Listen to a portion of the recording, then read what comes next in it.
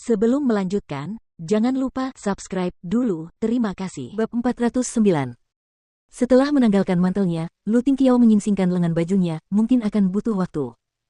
Kau bisa pergi dan beristirahat di kamar sebelah. Kau terlihat tidak sehat, apakah kau kurang tidur? Ningsi menyentuh kantung matanya dengan sadar, aku terlalu bersemangat tadi malam, aku menghabiskan sepanjang malam membaca naskahnya. Pergilah tidur siang sebentar. Aku akan membangunkanmu saat aku selesai. Bos bekerja sementara aku tidur siang. Itu tidak akan terlihat bagus, bukan? Ningsi merasa bahwa melakukan hal itu tidaklah pantas. Lu Tingqiao meliriknya, kamu tidak bisa membantuku bahkan jika kamu tidak tidur, jadi aku akan merasa lebih baik jika kamu pergi tidur sebentar. Baiklah, aku pergi sekarang. Dia segera menjauh dari meja iblis itu. Iblis itu telah kehilangan kendali atas aura menggodanya. Ningsi bergegas menuju area istirahat. Meskipun ruang istirahat itu memiliki desain yang sederhana dan dingin, namun terasa sedikit lebih hangat, mungkin karena iblis pernah tidur di sini sebelumnya. Tunggu, tempat di mana iblis tidur? Dia akan tidur di sini. Saat dia sedang merenung, teleponnya berdering, sebuah pesan baru masuk, Cabagelu, spray baru saja diganti. Apakah iblis memiliki mata Tuhan? Menakutkan. Di luar ruang istirahat, Lu Tingqiao tersenyum sambil membayangkan wajah Ningsi saat dia melihat pesannya.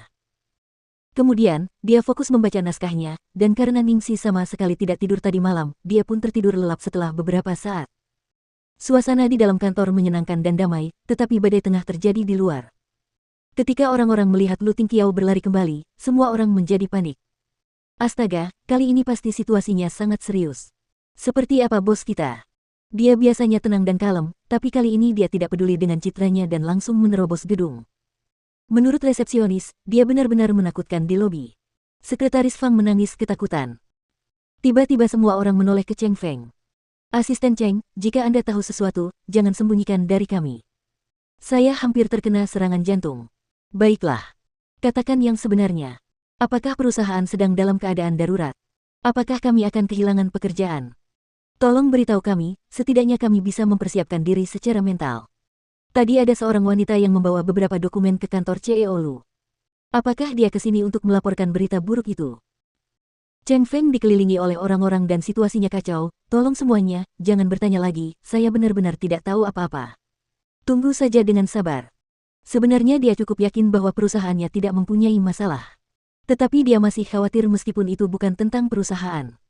Terutama karena ini melibatkan Nona Ning, ini sungguh lebih mengkhawatirkan.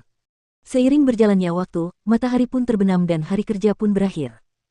Tak seorang pun berani pergi dan sebagian besar pekerja hanya menunggu di meja mereka. Di kantor CEO, Lu Tingqiao melihat ke arah ruang istirahat, sepertinya dia sudah lama menatapnya. Setelah beberapa saat, dia melihat jam dan kemudian meletakkan naskah yang sudah lama selesai dibacanya. Dia berdiri dan menuju ruang istirahat, lalu mengetuk pintu. Suasana di dalam sunyi, tidak ada suara apapun yang terdengar. Lu Tingqiao membuka pintu perlahan dan masuk ke dalam.